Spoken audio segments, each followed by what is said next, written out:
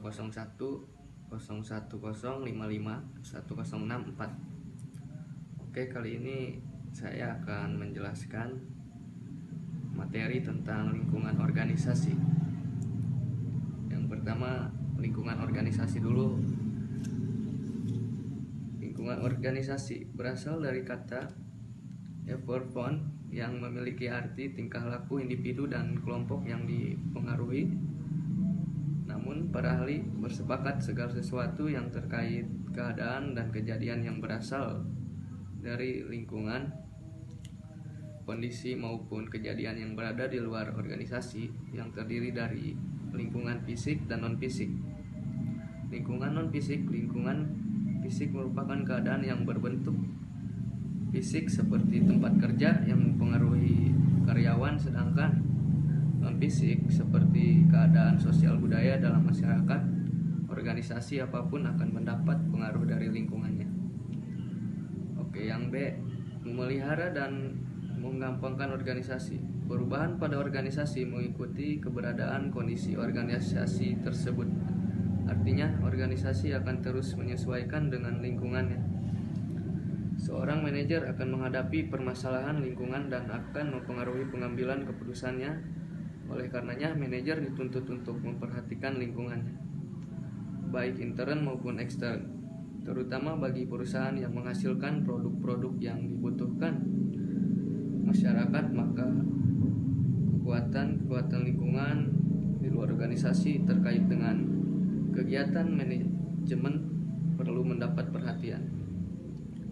Interaksi organisasi dengan lingkungan diperlukan setiap organisasi, baik organisasi yang berskala besar, menengah maupun kecil.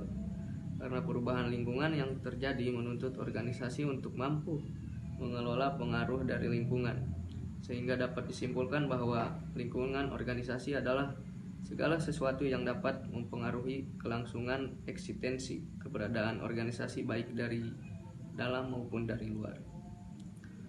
Oke, lingkungan kerja menurut Danton C. Hombing merupakan faktor di luar manusia, meliputi faktor fisik seperti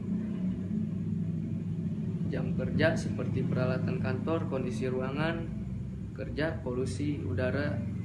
Sedangkan untuk faktor non-fisik seperti hubungan kerja yang baik antara rekan kerja, atasan dan bawahan. Yang kedua, cara mengelola organisasi. Dalam hal menjamin agar organisasi dapat berjalan dengan baik, diperlukan pengelolaan dan pengaturan yang memiliki keterampilan dan kelebihan tertentu. Dengan mengelola dan mengatur organisasi dibutuhkan keahlian dan keterampilan tertentu untuk menjamin terselenggaranya roda organisasi dengan sebaik-baiknya.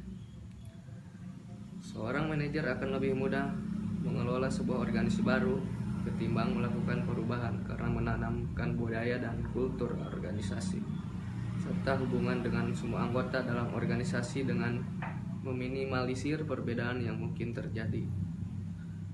Oke, langsung saja ke faktor internal. Merupakan segala hal yang terkait dengan kegiatan organisasi yang dilakukan sehari-hari yang mempengaruhi kelangsungan terhadap kebijakan dan program dari organisasi. Kebijakan sehingga merupakan denyut nadinya pada sisi anggota dan pekerja serta lingkungan fisik organisasi. Oke, yang kedua lagi faktor eksternal organisasi. Menurut Eri Tisawat, Sula dan Kurniawan Sepugo, merupakan lingkungan yang secara langsung bersentuhan dengan pengaturan kegiatan-kegiatan pelaksanaan dan kegiatan organisasi agar organisasi bisa beradaptasi dan lingkungan sekitar baik secara langsung maupun tidak langsung. Lingkungan yang terkait langsung adalah perusahaan seperti pelanggan atau customer, perusahaan lain yang sejenis, penyedia dan mitra kerja, serta pemerintah, masyarakat umum. Oke, mungkin segitu aja dari saya penjelasan dari materi lingkungan organisasi ini. Kurang lebihnya mohon maaf bila ada kata-kata yang kurang dimengerti. Wassalamualaikum warahmatullahi wabarakatuh. Assalamualaikum warahmatullahi wabarakatuh. Perkenalkan, nama saya Sandi Eka Putra, nomor induk mahasiswa 201010550521 dari kelas 01 SMJP 004 Prodi S1 Manajemen Reguler A. Di sini saya akan melanjutkan penjelasan tentang faktor mempengaruhi lingkungan organisasi, yakni hubungan lingkungan organisasi. Hubungan lingkungan organisasi saling mempengaruhi karena lingkungan yang tersedia memiliki sumber yang terbatas, sedangkan organisasi hanya bisa memanfaatkan sumber yang ada. Akan tetapi sumber yang terbatas ini juga memiliki efisien dalam penggunaannya. Maka dari itu ada dua hal kemungkinan yang bisa dilakukan organisasi untuk menangani keterbatasan ini. Pertama, memindahkan kegiatan organisasi ke struktur atau sumber lingkungan yang tidak terbatas. Yang kedua, tetap berada pada sumber lingkungan yang terbatas, tetapi diikuti oleh penyesuaian terhadap kondisi yang terbatas tersebut. Tingkat kestabilan lingkungan juga berpengaruh dalam perubahan lingkungan, yakni ditandai dengan adanya pergantian elemen yang ada dalam lingkungan. Kemudahan organisasi untuk melakukan aktivitasnya bisa terjadi di antara elemen antara lain yang saling keterkaitan dan membutuhkan. Maka jika terjadi perubahan ekonomi akan berdampak atau mengakibatkannya kondisi politik, sosial, dan lingkungan. Adapun 3 langkah-langkah untuk mengendalikan lingkungan. Yang pertama, elemen utama yang berpengaruh untuk menciptakan hubungan baik. Kedua, pengendalian lingkungan. Di sini pengendalian lingkungan yakni menciptakan kegiatan baru atau hal baru dan mengendalikan agar tidak ada terjadinya persaingan yang ketat. Yang ketiga, ketidakpastian lingkungan. Ketidakpastian lingkungan ini berakibat dari tidak mampunya atau berkurangnya informasi yang diberikan oleh pimpinan perusahaan sehingga pimpinan perusahaan tidak mengetahui apa yang terjadi di lingkungannya. Faktor yang selanjutnya yaitu faktor mempengaruhi lingkungan organisasi antara lain kompleksitas dan lingkungan.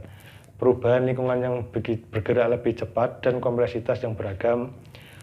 Faktor selanjutnya formalisasi dan lingkungan. Keadaan yang terjadi pada lingkungan yang seimbang akan berpengaruh pada ketersediaan berbagai keperluan yang dalam organisasi. Faktor selanjutnya lingkungan dan sentralisasi. Kompleksnya lingkungan berakibat makin didesentralisasikan strukturnya. Faktor terakhir yakni tekstur lingkungan. Ada 4 tekstur lingkungan berdasarkan derajat kompleksitas dan ketenangan menurut Emeris dan Tris pada tahun 2007. Tekstur pertama, tekstur lingkungan tenang. Tekstur lingkungan tenang terjadi jika perubahan lingkungan yang sederhana, tidak beraturan, dan tidak begitu cepat. Contohnya pada toko baju dan toko bahan. Tekstur kedua yakni tekstur lingkungan tenang dan berkelompok. Tekstur ini terjadi jika perubahan lingkungan tetap seimbang dan tidak merubah dan bisa cukup stabil untuk perubahan selanjutnya. Contohnya pada industri perkayuan. Tekstur yang ketiga yakni tekstur lingkungan terganggu. Tekstur lingkungan terganggu terjadi jika perubahan lingkungan tetap mengacu pada pola tertentu dan perubahannya tidak acak. Contohnya pada perusahaan sepeda motor Honda dengan Yamaha yang saling bereaksi apabila salah satu perusahaan mengeluarkan produk yang terbaru.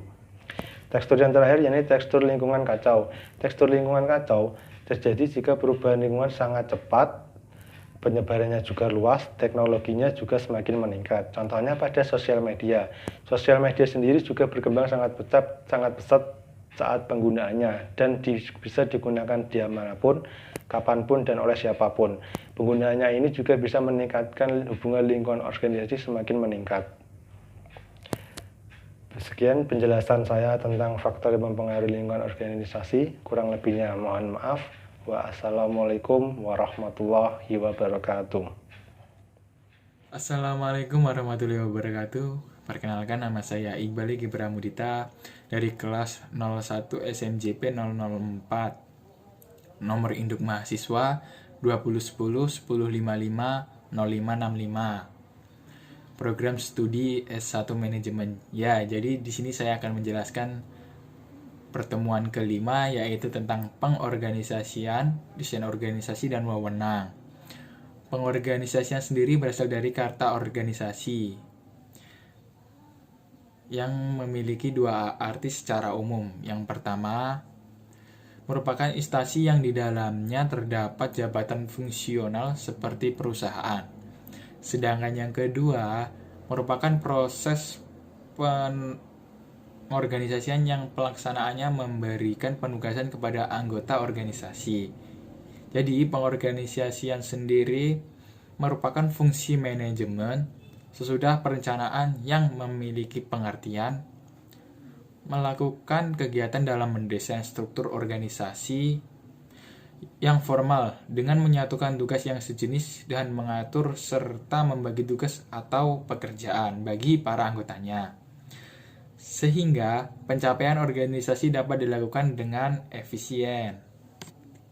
Oke, jadi sekarang kita memasuki yang kedua, yaitu tentang proses pengorganisasian. Dalam pelaksanaan proses pengorganisasian, hendaknya berhati-hati dalam pertimbangan dari aspek-aspek yang harus dikerjakan dalam pekerjaan. Tugas-tugas yang diberikan pada pekerja yang terluang dalam 5 langkah berikut. Yang pertama, melakukan evaluasi. Yang kedua, mendesain pekerjaan. Yang ketiga, melakukan departementasi. Yang keempat, menugaskan dan mendelegasikan wewenang dalam melakukan tugas-tugasnya. Yang kelima, melakukan penyusunan hubungan. Oke, jadi sekarang kita memasuki yang ketiga ya, yaitu tentang desain organisasi. Desain organisasi merupakan pola yang digambarkan tentang hubungan yang menyangkut berbagai unsur dan bagian dari organisasi. Struktur organisasi yang dirancang untuk menetapkan hubungan dari berbagai unsur dalam pencapaian tujuan dengan tepat. Sedangkan organisasi informal tidak direncanakan struktur organisasinya. Biasanya muncul karena adanya interaksi antar hubungan yang terjadi. Ya, jadi begitu teman-teman. Sekian video yang dapat saya buat. Kurang lebihnya saya mohon maaf, kepada Allah saya mohon ampun. Saya akhiri. Wassalamualaikum warahmatullahi wabarakatuh. Assalamualaikum warahmatullahi wabarakatuh. Saya Muhammad Ibrahim Hanafi. Di sini saya akan menjelaskan tentang desain organisasi. Desain organisasi merupakan pola yang digambarkan tentang hubungan yang menyangkut berbagai unsur dan bagian dari organisasi. Gambaran pola organisasi merupakan kerangka yang menghubungkan wewenang dan sebagai penghubung antar posisi bagi anggota organisasi dan menunjukkan wewenang yang harus dipertanggungjawabkan. Desain organisasi juga merupakan sebuah keputusan yang diambil pimpinan dalam menentukan struktur organisasi yang disesuaikan dengan strategi organisasi yang digunakan untuk mencapai tujuannya. Terdapat 6 elemen kunci yang menjadi perhatian para manajer ketika hendak mendesain struktur organisasi. Yang pertama adalah spesialisasi. Selanjutnya yaitu pembagian aktivitas atau kegiatan. Selanjutnya rantai komando. Yang keempat yaitu rentang kendali. Yang kelima sentralisasi. Dan yang terakhir adalah formalisasi.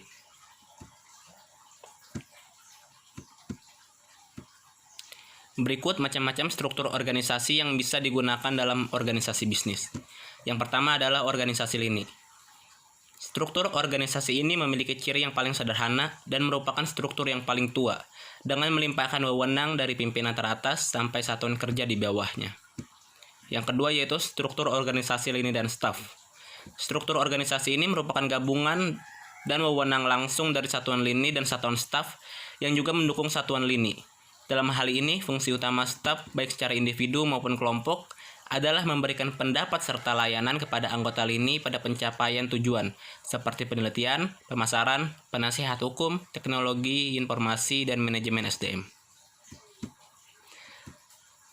Adapun kelebihan dan kekurangan dari struktur lini dan staf adalah sebagai berikut. Kelebihan yang pertama, bebas tugas dari pimpinan lebih ringan dan adanya pimpinan tunggal. Dan kekurangannya antara lain, dapat terjadi konflik antara lini dan staf, dan cenderung ketergantungan dengan staf. Selanjutnya ada organisasi matriks.